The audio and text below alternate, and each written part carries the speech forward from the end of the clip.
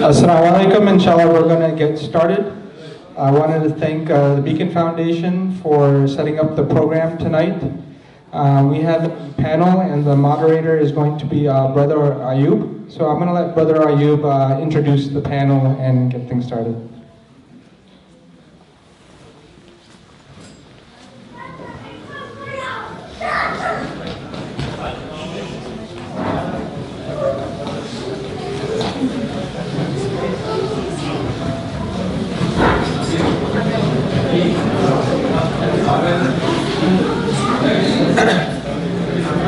Assalamu alaikum wa rahmatullahi wa barakatuh. Jazakumullahu khairan, all of you, for coming, attending this evening.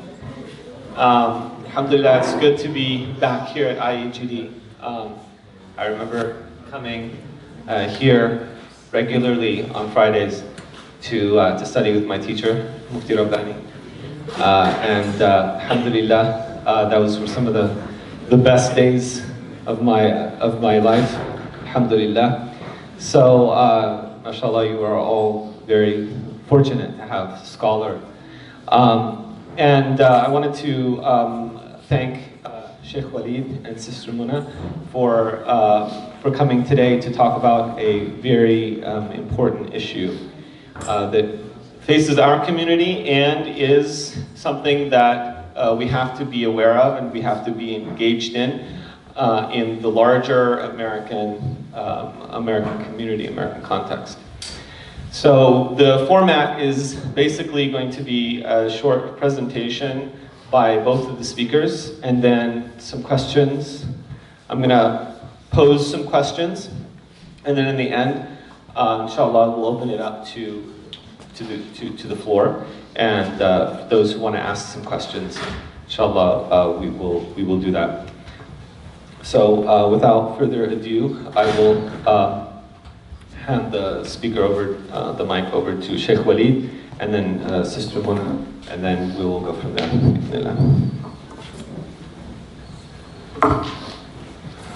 بسم الله الرحمن الرحيم الحمد لله رب العالمين اللهم صل وسلم وبارك على المبعوث رحمة للعالمين سيدنا مولانا وقرة أعيننا وشفيع المذنبين وقائد غر المحاجلين محمد بن عبد الله وصحبه أجمعين وبعد. So I'm also want to express my gratitude for the Beacon Foundation and Dr. Ayub and Sister Mona for agreeing to be part of this panel and IAGD for hosting this event. And the topic that we wanted to touch upon, social welfare, is a very important one. And you know, oftentimes as Muslims we are quite attuned to the more ritualistic or devotional aspects of our deen.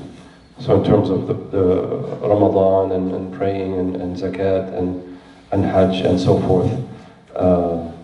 And when the Prophet ﷺ said, "Bunya al-Islamu ala khams," that Islam has been built upon 5, it was never meant to mean that merely these 5. You know, that these 5 are there to propel you and to, for lack of a better word, to equip you to be able to contend with all of the myriad issues that we face in life. And you know, we have been created from male and female, as the Quran says, "Min dhakarin wa untha wa ja'alnakum shu'uban wa qaba'ila lita'arafu inna akramakum 'inda Allahi atqakum." And we have made you from male and female, and we have made you into tribes and nations and communities and families so that you may know one another. And another qira'ah, لِتَعْرِفُوا, so that you may know. In other words, there are signs in this as well, in this sort of divine scheme of how Allah subhanahu wa ta'ala made us nas, right, insan, min al-uns, that we come together and we find, you know, uns with each other, we find intimacy, and we find that we cannot, by any means or stretch of imagination, take upon the role of fulfilling all of our needs in life. We are not meant to be solitary creatures. We're not meant to live by ourselves. We are meant to live in families. We are meant to live families that are part of neighborhoods, and the neighborhoods that form communities, and even the structure of our ibadat, the structure of our ibadah, our devotional acts, solidify this and emphasize this. So we come together 5 times in the day, leave our houses if we can to join one another in prayer, where we actually are physically touching one another. And you may not think that that's something extraordinary, but it's actually quite extraordinary, because especially in the modern world, you don't find instances of this. I've mentioned before, I'm not sure in this message or somewhere else, but in New York City, close to where I live, people can actually go to a place and pay someone just to hug them, just to have physical contact, not of a sexual nature, but just mere, cuddling and so forth, because people have lack of touch. And many people can go the days, the weeks, and even months. They don't touch anybody. They don't talk to anybody. The only interaction they have is with their Netflix subscription. And they don't have any true human contact beyond this. This is what we call karitha. It's a calamity that has tremendous repercussions, not just for the individual, but for society as a whole. And so, as a result, we're seeing that this lack of attention to the very human nature of how we must be together and support one another, and kind of, if there's an imbalance in society, to rebalance it. So you find there are institutions within Islam that focus on this rebalance. In terms of financial rebalance, we have the institution of zakat, right? So, زاد بعضكم على بعض في الرزق. Some of you will have more sustenance than others. So we don't envision, a Marxian sort of utopian society where everyone is exactly the same and live in exactly the same way and live in exactly the same size houses and have the exact same cars. That may be the Marxist vision or the communist vision, but that's not the Islamic vision. Islamic vision recognizes that some people have more than others, and some people will be given less than others, and that Allah subhanahu wa ta'ala is the determiner of all of that. And it's not something where those who work less and don't work as hard get less, and then those who work harder get more. That's also not our vision. That's more of the Protestant ethic way of seeing things. But the way we see it, Hayya arzaq. This is sustenances that Allah distributes in a manner in accordance with His divine wisdom. Because some people, if they had more than what they can actually handle, it would be a fitna for them. It would be a source of trial and tribulation. Like Umar al-Khattab said, I'm not concerned if I am rich or I am poor. Because whatever status I'm in, I just don't want it to be a fitna in my deen.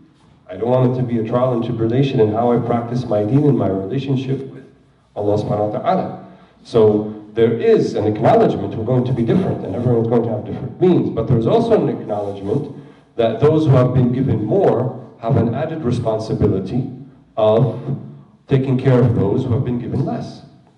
And it should not be seen as a relationship of one giving to the other in a sense that they should be due to them all of this gratitude. So there's also a spiritual aspect to the zakat. So when the Quran tells us, لا تبطلوا صدقاتكم بالمن والأذى كالذي ينفق ماله رئاء الناس. Do not corrupt, invalidate, destroy, diminish your zakat. Not the money that you give, that's not going to be diminished, but the spiritual effect of the zakat. Do not diminish it بالمن والأذى. Right? And man means to feel inside of you. It's not an actual outward action. To feel inside of you, these people owe me something because I gave them zakat. They should at least acknowledge and be thankful. Do you feel this in your heart? هذا يبطل الزكاة أو يبطل معمول الزكاة. It invalidates the whole purpose of zakat, which is to make you a humble person. We heard tonight, Mawlana recited the verse, لن تنالوا البر إيش حتى تنفقوا مما تحبون. You will not achieve righteousness, birr, until you spend of that which you love. وتحبون المال حبا جما. And you love money a lot. You love wealth a lot. You love status and prestige a lot. So you will not achieve righteousness until you give that away. It's for your benefit. Right? And ulama, tazkiyah, the scholars of spiritual purification, they said that the true beneficiary in the one who gives it zakah is the one who gives it, not the one receiving it. Because you have an opportunity to purify your money, purify your wealth. And the Prophet ﷺ mentioned, like this time that we live in, there's nobody who's affected by ghubar al-riba, by the dusting of riba, because it's the whole system. So even if you work in your company and you get your bi-weekly paycheck, most of that paycheck is coming from borrowed money. There's riba in it. But inshallah, you're not held responsible as long as you're paying your zakat. You're fulfilling that aspect. So it has that spiritual aspect, and it also has this takaful aspect, this social welfare aspect. That's in terms of money, in terms of your wealth. There are other imbalances in society.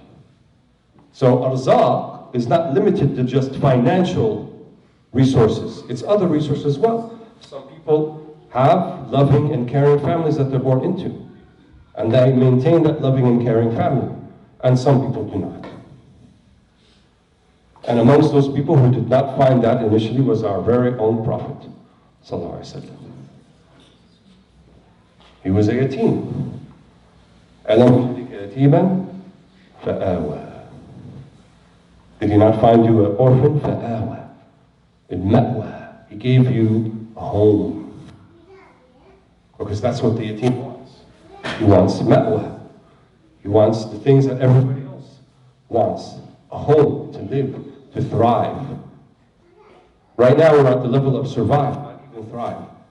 Level of survive. They want home to survive. And then beyond that to thrive. After that, inshallah. So there are certain institutions as well, besides the zakah, that will look at these imbalances in family life. One of them is the idea of taking care of orphans. And the Prophet ﷺ said, أَنَا وَكَافِلُ الْيَتِيمِ كَهَاتَيْنِ فِي الْجَنَّةِ وَأَشَارَ إِلَى السَّبَّابَ وَالْوُسْطَى. This is the sabbaba, or musabbiha, that's a nicer word for it. So this finger and the wusta, the middle finger. And he held up like this. He said, أَنَا وَكَافِلُ الْيَتِيمِ. Al-kafil, they said, al-kifl is the cloth that you put underneath the saddle for like a horse or like a camel, so that it won't move. If you've ever ridden a horse or ridden a camel, you don't just throw the saddle on top. You have to put another type of covering so it doesn't slide back and forth to maintain the balance.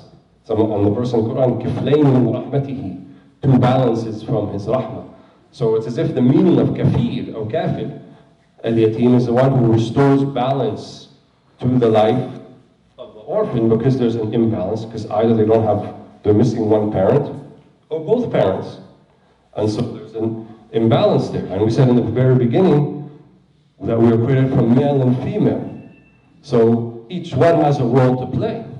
And part of the great imbalance of the society that we live in is the lack of recognition of this. And we have assigned uniformity and sameness, and instead of equity and equality. Equity and equality is everyone plays the role and does the role they've been given. Yes, before Allah subhanahu wa ta'ala, we're all the same. كَأَرْوَاحْ مُجَرَّدَةً. Souls that don't have ethnicity, that don't have color, that don't have national origin, and don't have gender or sex. Yes, true. That's what we are. We are arwah, mujarrada. But in this this environment that we live in, we're not that. We have national origins, we have families, we have a sex, a gender, male or female. This is something that Allah subhanahu wa ta'ala, via His wisdom, this is the way He wants it to be. And so to truly bring up a child in the right way, it's not just the male and female that are the parents, but it also takes the environment around them. And parenting today is as hard, as difficult as it is, because a lot of those structures are not present, that were present in generations past. Not just in our home countries, for those who came from Muslim countries, but even in this country. It's also has been quite the struggle. So, getting to our topic specifically, this idea of social welfare, or takaful al-ijtima'i. So takaful, kafil, or al-kafil, ana kafil bikada, right, means I am the one who will restore balance in this thing, I will take care of it. I will be the guarantor, the one make sure that it works.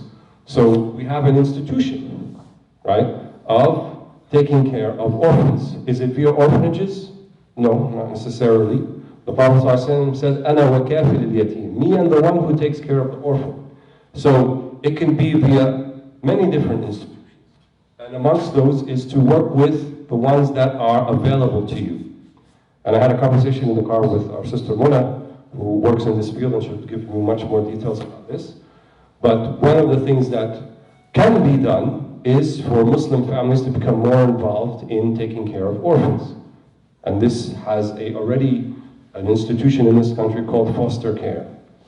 And sometimes that foster care, foster parentage, leads to a more permanent solution called adoption.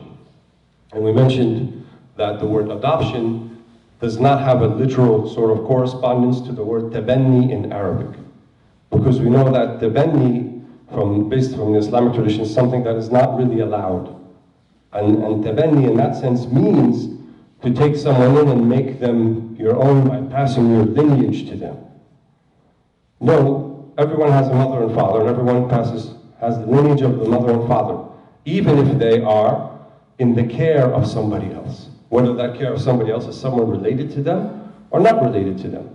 And this is something that even the Prophet ﷺ asserted, because he had a certain young man or young boy who was almost like in an orphan state he was taken care of.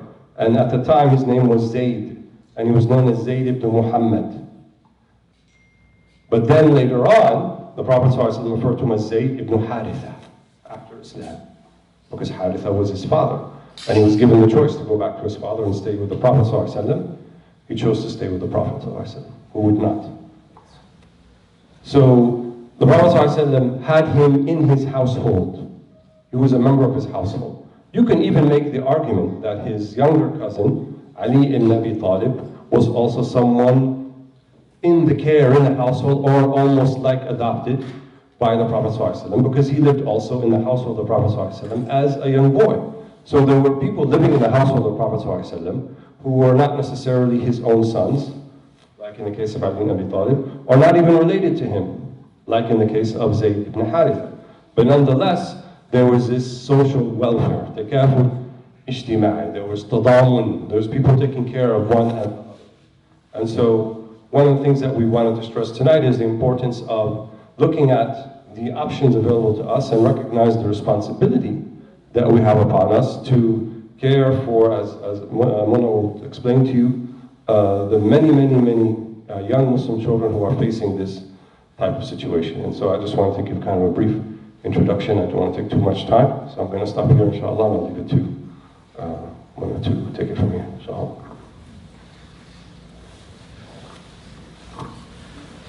Bismillah. So Sister Mona is a referee. She works in foster care, and she has a lot of experience with Muslims who need to be adopted, need foster care, and she's also a lawyer, and she has a lot of experience in this field. So Sister Mona can enlighten us on this. Assalamu alaikum, and thank you for having me here today. I'm very pleased to be able to share with you what I've seen in my work. My title is referee, which sounds like I carry a whistle and wear stripes, which is not the case. I work in our Wayne County Juvenile Court. And as a referee, my job is to preside over and hear child abuse and neglect cases, as well as juvenile delinquency cases, and I work with one of our Wayne County judges, and together we resolve a pretty heavy caseload. I've been in this field as a referee since 2010, and I've been working in child welfare law since 2006. So by now, I've seen thousands of cases of local child abuse and neglect issues. And so I want to give you an idea of just how big of a problem this is. So nationwide, we have about 400,000 children who are in foster care. I think by far one of the highest numbers in the whole world. In the state of Michigan, we have 13,000 children right here in Michigan who are removed by the state from their parents and are currently in this foster care system. And I know there are some misconceptions, and maybe there have even been a few bad cases or negative cases where there's a negative view of foster care or child protective services. But I'm telling you, based on my experience with these thousands of cases, the purpose of foster care is to protect children. And furthermore, after protecting children, the goal is to preserve families and to keep families together and to keep families healthy. So foster care is generally used as a temporary fix to protect that child and hopefully get that child back to its family. So the question becomes, why does a child enter foster care? And there are many factors which lead to a child entering foster care. I'm just going to pull up my notes here so I don't forget any important factors. One major one is, and again, this applies to a parent or a person legally responsible for a child. So when they are unable to do so, or they fail to protect that child, or they've somehow caused direct harm to that child, those are like the main reasons why a child will come into foster care. It doesn't matter if a relative or a neighbor or someone is facing these issues, but when the caregiver has these issues, there's a high chance that the child will enter foster care.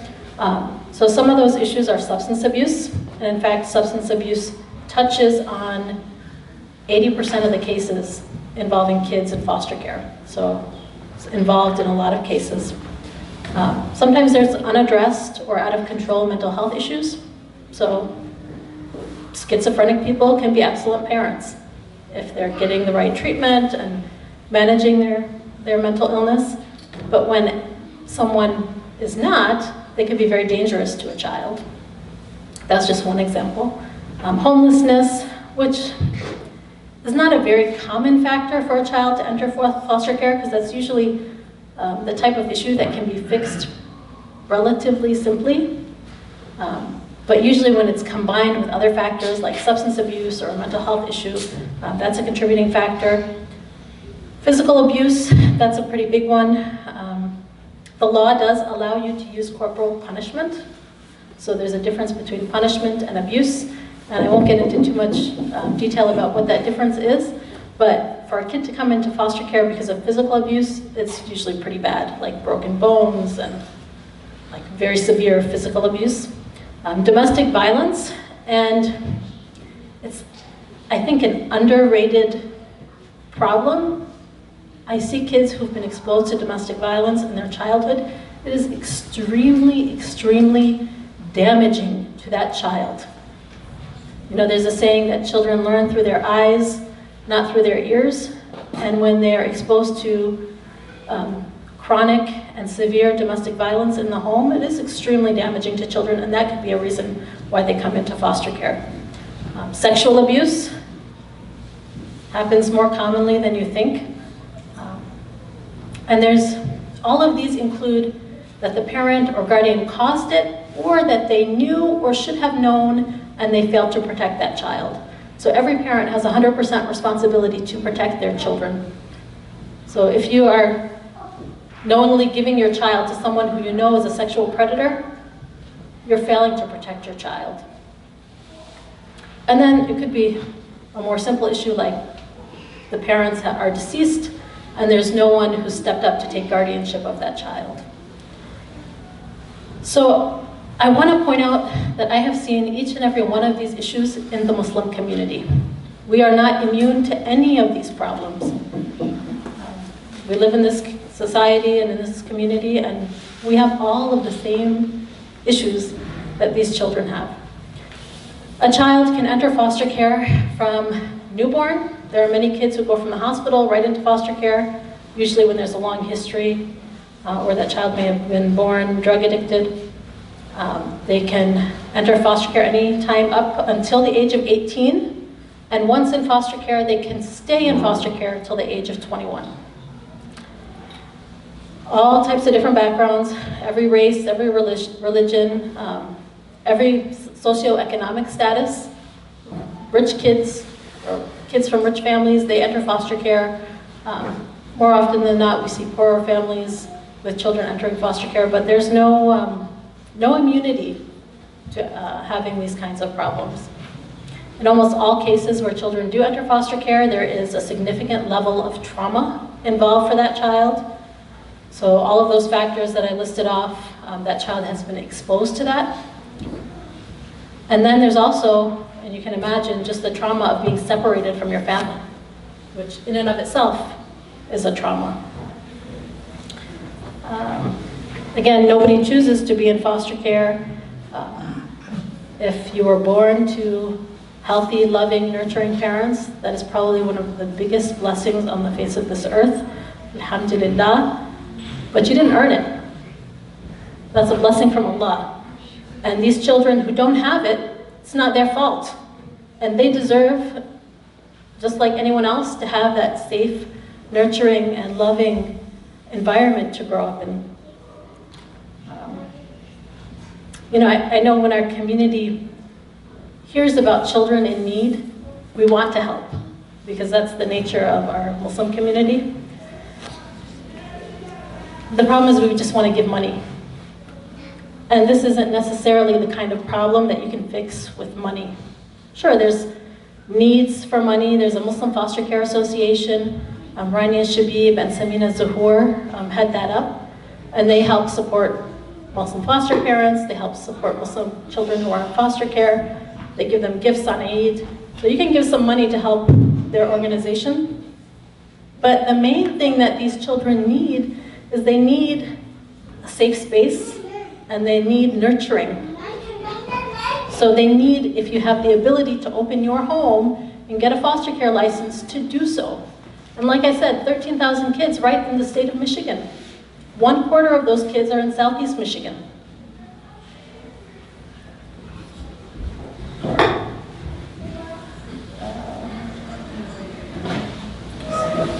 So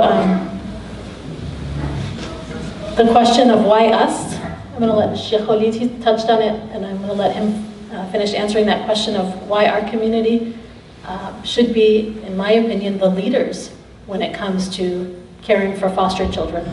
And it's a hard thing. I have 4 children of my own, and I know that parenting is the hardest job on the face of this earth, harder than going to law school, harder than any other job or position that I've ever experienced is being a parent. And when it comes to a foster child, it's probably even harder than parenting a regular child, because you have a child who's already been somewhat broken or damaged or hurt, and so there's added challenges that come along with nurturing that child back to some sense of wholeness. So I also want you to know that there's no compulsion when it comes to foster. So my husband and I, although we have our 4 kids, we've spent the past year going through the foster care licensing process. We have no desire to have any more children or to take on any more kids in our home, but we think, based on what we see around us, we have 4 children. Yeah, I might have some more sleepless nights, or it's going to be a little bit more tiring, more drop-offs and pickups, but we can manage 4 or 5. What's the difference? But we put restrictions in place because, number one, my job is to protect my biological children. So we refused, we put on our license application, we'll only take children who are younger than our youngest. And you can also specify you'll only take a certain gender. Or you can specify I'll only take Muslim children, which, we didn't specify that. For a child, a young child, I don't care what faith they are or what their background is. As long as I have the capacity to help take care of that child, I'm willing to do so. But no, there's no compulsion. So you can say, I'll only take girls, or only take boys, or only take this age or that age, or I won't take anybody with a disability. And then once you take that child, your job as a foster parent is to provide safe space, nurturing, and care for that child. Usually there's a plan to reunify them with their parents, so it's not meant to be long-term. But in many cases, these problems that the parents are facing, they don't overcome, and it results in a termination of parental rights. It may be that the child becomes eligible for adoption. Again, with adoption, you don't have to change a child's name, you don't have to hide their original identity. some people do it for the safety of the child, and you always want to put the safety of the child first, but there's no compulsion in that. And if you had concerns about inheritance and making sure that your inheritance is distributed in an Islamic way, I would encourage you to write a will. So if you adopt a child, write a will, I don't see any kind of Islamic legal problem, but I'm going to let the scholars address that issue. And you don't have to adopt. We also have the option in Michigan of a long-term guardianship. So it's, a little different legal structure. You have to renew it every year. You still are responsible for that child, but that's another option. So the point I want to make is that there's no excuse for us not to do it. If you have the capacity to care for another child, I think it is our obligation as Muslims to step up and fill this void. And I think up until recently, a lot of the problem has been that we just didn't know. But now I'm telling you, and opening your eyes to this problem, and inshallah we'll keep on opening our eyes to this problem and stepping up and filling. There's a lack right now of foster parents, period. So we should fill that gap. We should take, there's about 100 plus Muslim children currently in foster care in Southeast Michigan. We should take those 100 plus children first, and then we should take the other 13,000 that are waiting. And so, with that, I just want to end with one other part, because one thing that is true is that a lot of kids who are in foster care do have some behavioral problems. And oftentimes I meet these children and I put myself in their shoes and I say, well, if I went through what they went through, I would have a lot of behavioral problems. Abandonment by your parent, or physical abuse, or sexual abuse. A lot of these kids bounce from foster home to foster home, and they never have that sense of belonging. And so there's that African proverb that if a child doesn't feel the warmth of their village, they may burn it down in order to feel that warmth. And so a child doesn't just need a shelter and food. They need warmth and nurturing that comes from having a long-term relationship with an adult. And there are a lot of kids out there who don't even have one adult who stays with them long-term. And I could go on and on. I could give you statistics of children who age out of the foster care system and what horrible outcomes that they have. Basically, just take my word for it, it's really, really horrible. So kids who don't ever have that permanent home that they go to, 1 in 3 ends up dead homeless or incarcerated within 1 year of aging out of foster care. And so it's pretty bleak. And then there's a lot of wonderful stories. In fact, I have a letter from a young lady who had been in foster care as a teenager, Muslim lady, Muslim. She's now a lady. She was a girl when she was in foster care. And she had, for a long time, refused to go to any foster home. She was about 14 when she was in foster care. And she had no behavioral problems, good kid. In fact, she told me stories of, she would find a t-shirt or whatever she could find to put on as a hijab so that she could pray her salah. She refused to eat any of the meats and was vegetarian for a while because she wanted to eat halal meat. And so several families expressed interest in taking her into their home, which is usually unusual for a teenager. They're much harder to place in foster care. But she refused to go. She wanted a Muslim family. And so her caseworkers and her lawyers were searching. Her lawyer came to me. That's when I had just started working at the court, and said, I have this wonderful teenager who wants a Muslim family. Do you know of any Muslim families that would take her in? And they had no licensed Muslim families that would take a 14-year-old. But she had, by the time it came to me, she had turned 16. And we have a program called Semi-Independent Living for 16 years old and older, which means that the family that they live with doesn't have to have a foster care license. They just need to pass pretty simple inspection. It takes like a week or a few days to pass those inspections. So I had called, looked through all my contacts, and I identified about 40 to 50 possibilities. Maybe this person might take them, and they, have their kids are grown, or You know, they have children around the same age. Mom stays at home. 40, 50, I went through, started calling them one by one by one by one. Nobody would take her. And then I was having coffee with a friend of mine one day, and I was telling her about her, and this was a friend who I didn't think had the capacity to take her. She was going through a divorce, she had 2 young children, she was working full-time, very busy job, and I told her about this girl, and without any hesitation, she said, I'll take her. And I was so shocked because that's a lot of responsibility and she's got so much going on. But they met and they got along very well, and within about a week, 10 days, she moved into her home. She thrived in that home. Went on to do her college and master's degree, and she's an asset to the community that she's in. She's a mentor to a lot of the young girls in that community.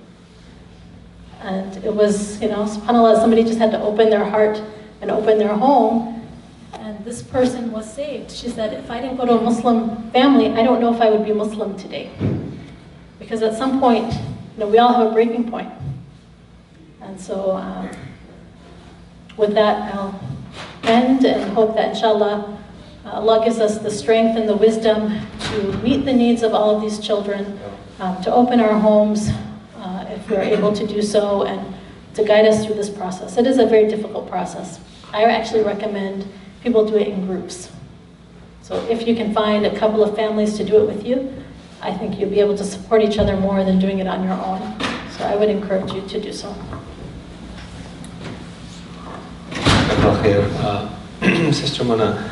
So, Sister Mona had posed a question for Shaykh Walead, why us? I'm just going to reframe that question just slightly, which is that we, living here in the US, trying to raise our families, our kids, we are already worried enough about our kids, right, and raising them in a healthy environment. So why, this is the mentality, right, that a lot of us end up being in, including myself here. Why should we bring someone in who could be a potential problem? And so that's kind of the why us question. I'm just going to kind of like try and clarify it a little bit, and then maybe you could just respond to that. Bismillahirrahmanirrahim. Prophet ﷺ said, "Khayrukum anfa'akum linnas." The best of you are those who will bring the most benefit to people. And one of the great Imams, Imam Abdul Wahhab al-Sha'rani, he says we have 3 levels in terms of how we deal with everybody else that we can choose. And he said that the first level, the minimum in terms of your interaction with others, Muslim, non-Muslim, creature, ant, table, whatever, anything the other, is that you do no harm to it. Don't be harmful. Right? In our greeting, the way that we greet one another, we say, Assalamu alaikum, which basically means, yes, peace, but it means also, inherently, I'm not here to bring harm to you. I'm not here to hurt you. I'm here to at least do no harm. He said, the second level is to bring some benefit. So, leave the person or the thing or whatever it is in a better state than when that which you first encountered it. Should be the intention. And he said there's a higher level than that. And he said it could be upon your hands that these people find najat. They find salvation. They find the key to, not just the keys to this life, but the keys to the next life. And when I think about those 3 things, and I think about us as Muslims, where are we from that third one, in general? And this is part of a larger conversation, but I don't think us just focusing inward only on ourselves and trying, so to speak, to improve our lot with the greater society as some sort of minority or specific kind of group, not really part of a larger society, or at least somewhat, some distance from it. I don't think that's going to work. It may work in some other countries, but it's definitely not going to work in the United States. Just based upon the dynamic of where things are going and how people actually came to live here, and this is a society of immigrants to begin with, even though it's only less than 300 years old. But I think what we're really here for is, you know, humanity and society in general, they're drowning in their own misery and they don't see it. And we're the ones who see it, or supposedly we're supposed to see it. And if we have the tools and the keys by which we can help people to see it, then what are we doing? Right? We're fretting over things, and we're thinking about how, you know, whether we have, and I don't mean to belittle these things, I think they have their importance, but whether or not the state recognizes our day of Eid, or we have an Eid stamp on the US Post mail, good. But what are we really here for? Are we not here? And if we didn't come here for this reason, but this should be our reason, should we not be thinking about bringing the deen to these people? To the society around us? Isn't that really what the Prophet ﷺ was all about? Isn't that what he was doing? Didn't the Quran exhort him to begin with the people closest to him? وَانذِرْ عَشِيرَتَكَ الْأَقْرَبِينَ, right? And speak to the ones, al-ashira, your people, the closest ones to you after that. Then it says to him, فَاصْدَعْ بِمَا تُؤْمَرُ وَأَعْرِضْ عَنِ الْجَاهِلِينَ إِنَّكَ فَيْنَاكَ الْمُسْتَهْزِئِينَ. Isn't this a khitab? It's addressed to the Prophet ﷺ, also to us. فَاصْدَعْ بِمَا تُؤْمَرُ. Now, be firm and steady in that which you have been commanded to do. Don't worry about the people who are going to oppose you. إِنَّكَ فَيْنَاكَ الْمُسْتَهْزِئِينَ. Even the ones who would ridicule you, who would mock you, كَفَيْنَاهُمْ. We're going to take care of them for you. Don't worry about that. And so I think we have not just a responsibility, but an opportunity to contribute to this society in a way that will show people something completely different. We're so busy trying to fit in, right? And show like we're not a threat, and how we're just like everybody else, and we can have a nice house in the suburbs and a 2-car garage, and you know, instead of Muhammad, you can call me Mo at work, and it's all good. And I don't mean to make fun of people, but this kind of dynamic is not furthering the gift that we have been given to bring it to other people. We have a responsibility to do that. And you know, we should look at not what we can take from things, but what can we give. And there's so many places to give now. So our sister, Hafidahullah, she mentioned one of them. So foster care, foster parentage is one route, it's a route. Is it for everybody? Certainly not. Is it even for the majority of people? I'd probably say probably not either. But are there a few probably who can take that on and can be like, and be with the Prophet in Jannah like this? I think so. There are people who can do that. And so if this is something that it's a route for us, then it's important. And it's not about shoring up the image of Islam and making Islam look good. Islam is not a brand like Procter & Gamble and Kraft, and we have to, you know, shore up its image so that we can get a better equity price in the stock market. That's not Islam. Islam is something you live, it's who you are, it's what you breathe, it's what you do. And you do it solely for the sake of that's a worthy thing to do, not so that people can have a better opinion of you. This is a type of shirk khafi. This is a type of hidden type of association. Because you're saying, well, I'll do it for Allah, but yeah, people think good about Muslims too. Yeah, but is that self-serving, or is that actually serving the cause that you need to serve? Or is it really serving Allah subhanahu wa ta'ala? How much did our predecessors go through? Right? How many were the people who made hijrah from Mecca to Medina? Less than 100 out of a town of 5,000. And all of the persecution, all of that they dealt with. We haven't seen even a fraction of that. We live very comfortably, alhamdulillah. Most of us, after this program tonight, we're going to go home, we're going to sleep in our beds. And we're not worried about where breakfast and lunch and dinner are going to come from tomorrow. But we have people, many Muslims and non-Muslims alike, who live within minutes of this place who do worry about that. And this is the things we're going to be asked about. So my teachers taught me that we have two circles. We have what's called the circle of concern, da'irat al-ihtimam. So we're concerned about the ummah as a whole. Like the Prophet ﷺ said, "Al-mu'min ka-bunyan al-maqsus." The believers are like a building, and each one holds the up to the degree that if one of them complains or has a sickness or fever, the whole body feels it. Yes, we love our Muslims in Kashmir, we love our Muslims in Syria, and we love our Muslims in Palestine, we love our Muslims everywhere, and we feel their pain when they feel pain. It's true. But should we not also be concerned about those who are our immediate circle of influence? Maybe the way that we can influence the situation in Kashmir, for some people, maybe more than others. But generally speaking, here in Michigan, it's going to be limited. But what about the person who lives 5 minutes away from you? And you have the ability to do something to fix, to improve, to ameliorate, to make something better about their situation. Don't we have the ability to do that? And that's within our closer circle. So those within our closer circle is what we should be doing. You know, the Prophet ﷺ talked about how we should treat our neighbors. And he said the neighbors are the ones who live 40 houses in either direction. That includes, you know, probably at least 20 square miles of where you live. And so are you concerned with the 20 square miles around where you live? Are people getting enough to eat? Are their needs being taken care of? Do they have access to health care? Are they in a loving family?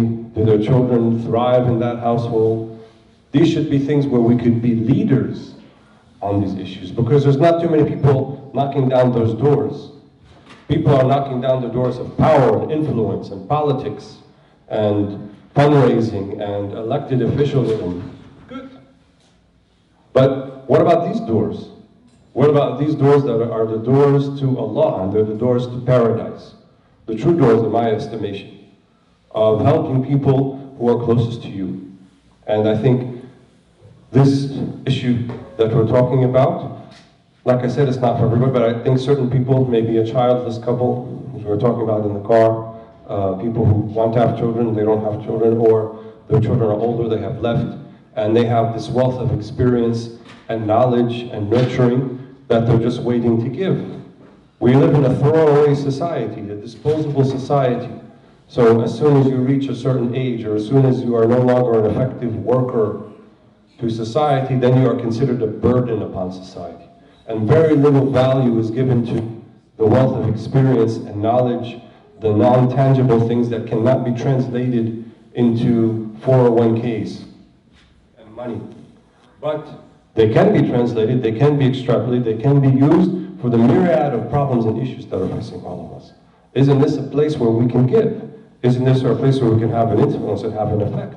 And actually change the face of the societies and the communities that we're living in. So I think, you know, if not this particular issue, these are the things we should be thinking about right now and in the near future, and even in this future for a while.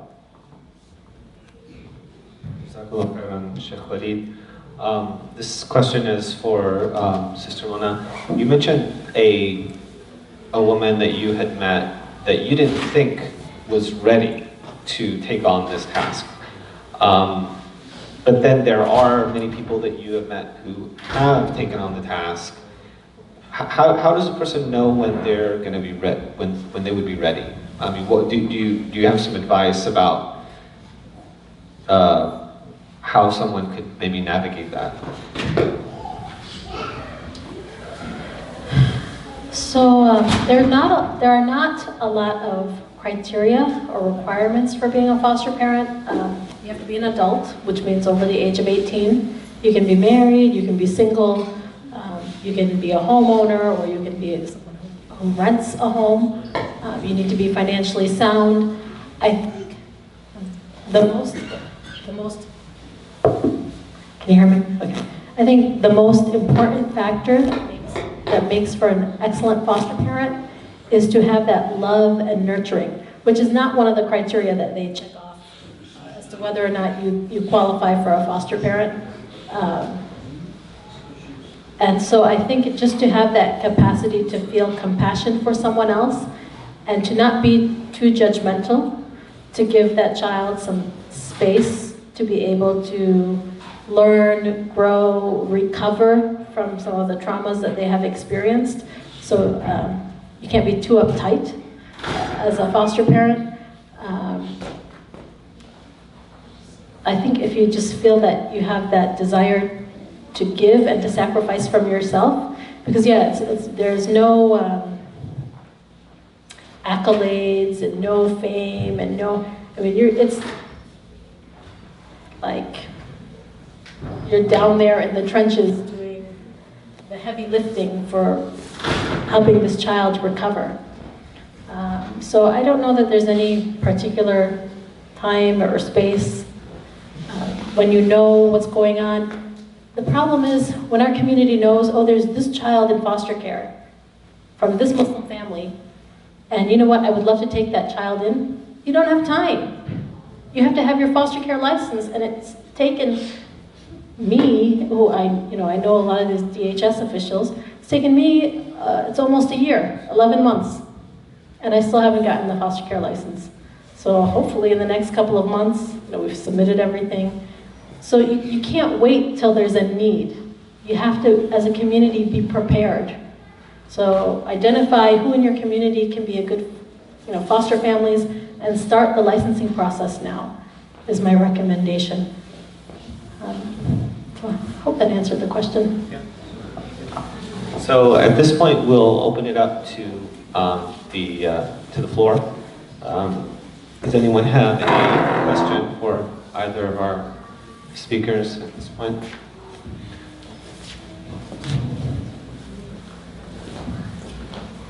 Yeah. So a question for Sister Mona. You mentioned like some of those foster kids, they bounce from foster home to another. Is that because of the behavioral issue, or is that because of the issues they encounter at the foster home itself?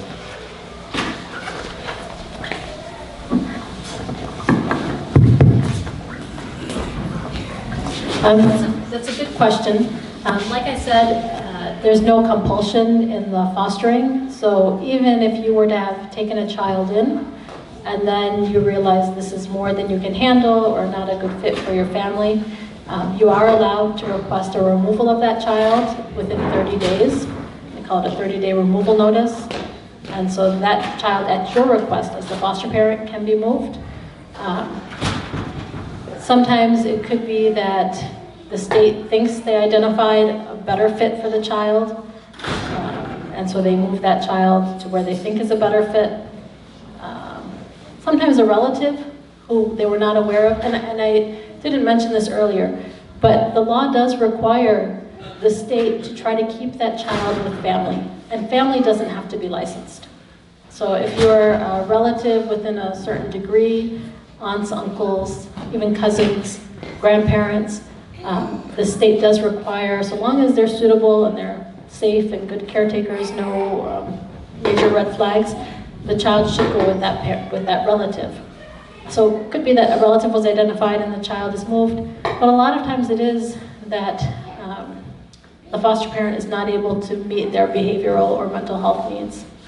And I've seen that even with like 2-, 3-year-olds. They say this child's behaviors are too much, and they're 2, 3, they're toddlers who've experienced trauma, so a normal toddler is hard to handle. So it is important, and they do provide training, but it's important to be committed to a child, because it is traumatic for a child to bounce in foster care. So if you take on that responsibility and you become a foster parent, I would encourage you to push through and maybe get more support from your community around you, because you're going to need a break. You're going to need, a couple hours to go take care of your own errands or time to yourself. You're going to need someone who maybe, and you can get people on your list of caretakers, somebody who takes the child for a couple hours, maybe somebody who helps tutor the child or mentor the child. These are all things that are encouraged. And so I think just being aware of the resources available to you and getting a community support, because it takes a village. So if we can work as a village and as a team to take care of these childs, we'll avoid some of that bouncing.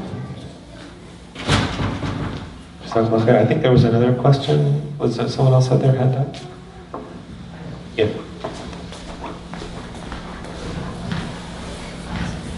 I have a question for sister. I thought state of Michigan do give some financial help if you take a foster child. Yes, so foster care being a foster parent is not supposed to cost you anything. The state does give every child who comes into foster care gets medical insurance, and it's Medicaid, everything is covered. The state does provide you with a stipend, a monthly stipend. I think it's right around $500, maybe $500 to $600 per child per month to meet that child's food, clothing, shelter needs. You're probably going to end up transporting the child back and forth from different appointments. But yeah, all of that is covered. So you don't have to be wealthy and have extra funds to be able to take care of kids. The basic financial needs of that child are covered by the state. Great. Ladies, any ladies have any questions? Sister Mosaad, can you explain the procedure, how to get the license, and what are the criteria they are looking for? Okay, so the question was, can I explain the process for getting a foster care license and the procedure? I'm going to direct you all to the michigan.gov website. I'm going to see if I can pull it up for you. There is the Department of Health and Human Services at their website. There's a button that you click to get started to get your foster care license. The way the state works is that they contract with a lot of different private agencies. You're welcome to go through any private agency that you want. There's all different Bethany Christian Services, Orchards Children's Services, Samaritas. There's at least half a dozen different organizations that you can go through to get a foster care license. My husband and I chose to go through the Department of Health and Human Services directly.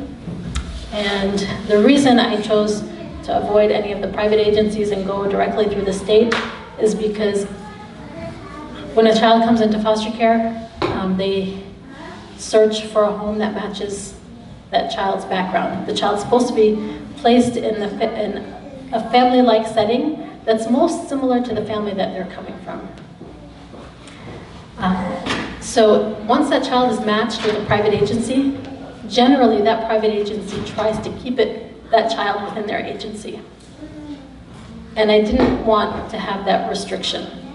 So particularly because I know we would be extra qualified to handle a Muslim child, I didn't want to be bound by a particular agency. So that's the reason we chose to go directly through Department of Health and Human Services. I think they're a little bit slower, but that's what it is. So just go to that site, you fill out some basic information, you have to attend trainings. We actually had a group of about 6 or 7 families in the Canton, Northville area who were all interested in the foster care licensing, so they gave us our own private trainings. We didn't have to go to the regularly scheduled ones. You'll first attend an orientation. We did the orientation at the agency, and then they came and did the trainings. It was 2 weekends. I think it was 2 full days. We spread it over a couple of weekends, and they came to one of our homes and they did the trainings for us, or they have scheduled ones at their agency that you can attend. And then there's a background inspection. You write your history, you answer a gazillion questions about your family and where you live. The home inspection is really simple. Generally, the homes we live in, there's no problem getting licensed. Like we think, oh, every child needs so much space. The department regulations are it's a pretty low standard. Just need to make sure that your home is safe. You've got working smoke detectors and your water temperature is not so hot that some kid is going to get burned.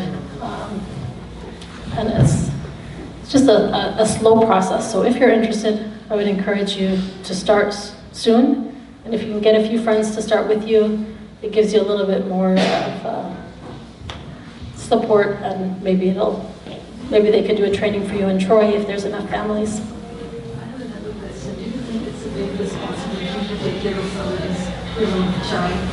So if, God forbid, anything goes wrong with the child through you, so what will happen? Negligence could happen to our own child. So the question is, do I think it's a huge responsibility to take care of someone else's child? For sure, absolutely. It's probably the biggest responsibility. And yeah, it's a big amana. But you know yourself, like, If you're kind of a neglectful person, shouldn't be fostering, or, but if you've raised children or you have the ability to, they're not like super fragile, but yeah, you have to give them the same level of care, if not a higher level of care than you do with your own biological children. That's true. And so again, like having that support from people in your community is very helpful, because it is a huge burden. They can choose to try it alone or you can pick and choose in regards to general criteria.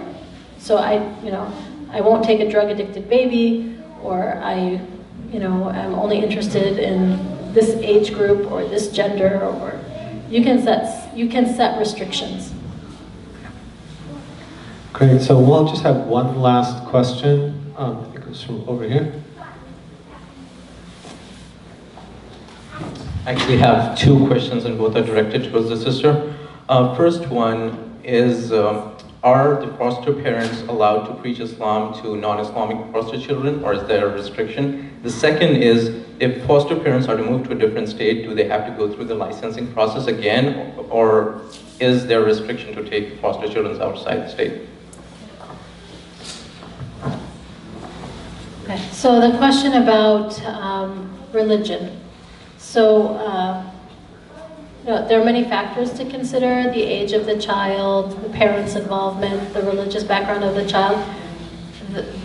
The state expects you to go about your daily life like you would. So you go to the masjid, you can keep going to the masjid. You don't have to change because you have a foster child. You can take that child with you to the masjid, because you're supposed to continue your life as is. If that child were a practicing Christian, maybe one of your neighbors, or maybe some relative or some mentor can take that child with them to church. I've seen non-Muslim foster parents bring their Muslim foster children to the masjid because that child wanted to attend the masjid. But there's no restriction on you practicing your faith. And even if you said encouraging words to that child that are faith-based, I don't see anything wrong with that. The young lady I had told you about, who was in foster care as a teenager, one of the families had, indicated that they wanted to convert her, which was one of the reasons she refused to go to that home. So I think, there's so many factors involved. Is that child close to going back to their parents or not? Is that child staying with you permanently? All of those are factors to consider. But the purpose is not to convert those children. If they see and they choose, that's one thing, but we can't compel them. Just like, imagine, just flip it in your head and think, if that was a Muslim child in a non-Muslim foster home, how would you want it to happen?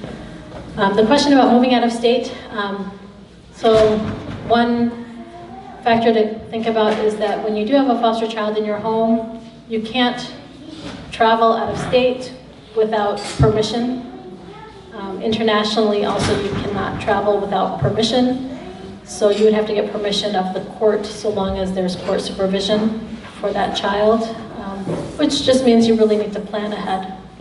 And also, again, another reason why, if you have more foster homes in the community, if you need to go out of state or you need to travel internationally, you have another foster parent who's licensed who can help take care of that child while you're gone. Jazakallah khairan. Thank you, Shaykh Walead and Sister Mona, for enlightening us on this topic. I'm sure if you have any more questions, you can ask the speakers. Jazakallah khair, IAGD. And inshallah, we hope to see you again as we saw you in November, and in a future gathering, inshallah, and discussion. Jazakallah khair. Assalamu alaikum.